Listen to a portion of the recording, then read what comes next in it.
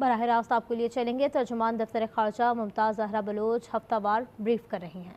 The Czech Prime Minister, the Prime Minister of Denmark, the Chinese Vice Premier, and the Chief Advisor of the interim government of Bangladesh.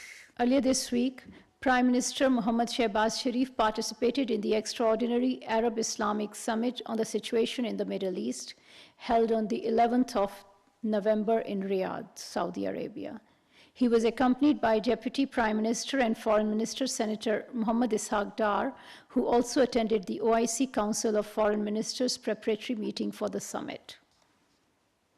At the summit and the Council of Foreign Ministers, Pakistan condemned the Gaza genocide, Israeli aggression against Palestine and Lebanon, and the recent strikes on Iran.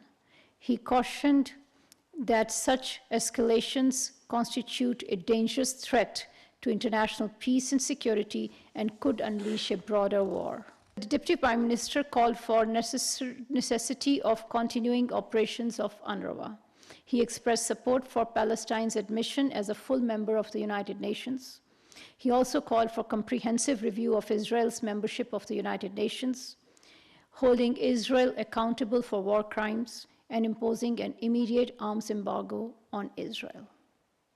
The Prime Minister called for an immediate and unconditional ceasefire, imposing an immediate arms embargo on Israel, lifting of Israel's siege of Gaza, humanitarian assistance for the people of Gaza, and accountability for Israel's war crimes. He reaffirmed Pakistan's firm commitment to Palestine's right to self-determination and our unwavering support to establish an independent, viable, and contiguous state of Palestine with Al-Quds al-Sharif as its capital.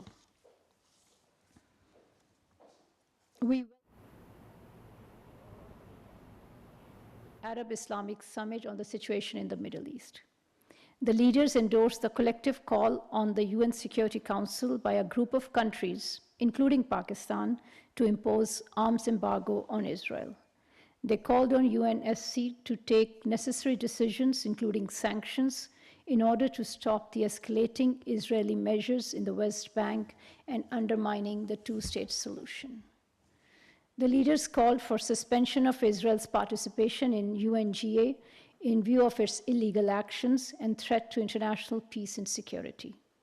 They also called on UN Security Council to form an independent and credible international investigation committee to investigate Israeli crimes of genocide, enforced disappearances, torture, and ethnic cleansing. We urge the international community to heed this call and to uphold international law, safeguard human rights, and protect the people of Palestine. The fourth round of Pakistan-Denmark political consultations was held this week in Islamabad. Additional Foreign Secretary Europe, Ambassador Shaukat Ali Khan, and the Denmark State Secretary for Foreign Policy, Ambassador Lisbeth Jones, co-chaired the talks.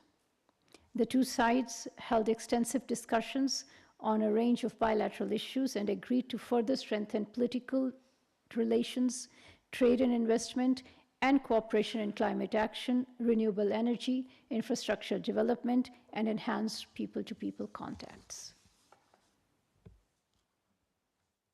The special representative of the President of the Russian Federation on Afghanistan, Ambassador Zamir Kabulov, is visiting Pakistan today. He will call on Foreign Secretary Ms. Amna Baloch and hold detailed discussions with Additional Foreign Secretary of Afghanistan and West Asia, Ambassador Ahmad Naseem Wadaich.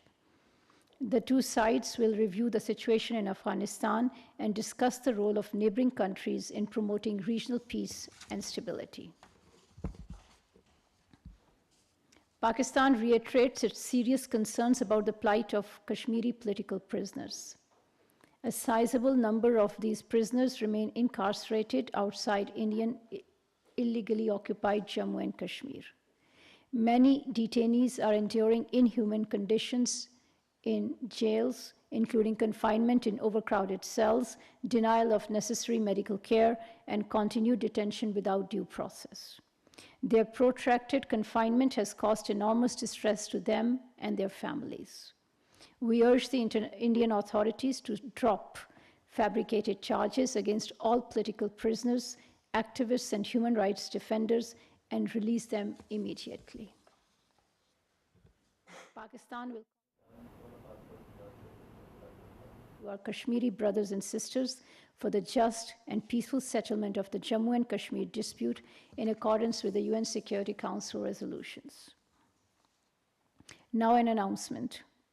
At the invitation of His Highness Sheikh Abdullah bin Zayed Al Nahyan, Deputy Prime Minister and Foreign Minister of Pakistan, Senator Muhammad Ishaq Dar will participate in the 15th Sir Bani Yas Forum being held from 15th to 17th of November in the United Arab Emirates. At the forum, Deputy Prime Minister and Foreign Minister will engage in high-level dialogue with global leaders and experts addressing critical issues of regional security, economic cooperation, and sustainable development. He will underscore Pakistan's strategic perspective on fostering diplomatic solutions to complex regional challenges and advancing collective prosperity.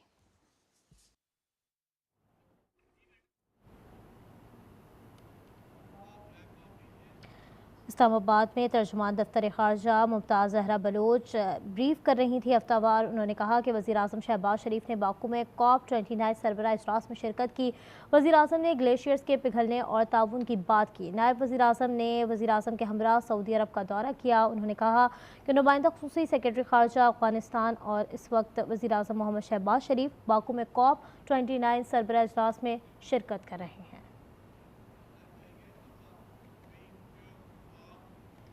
Islamabad और रावलपिंडी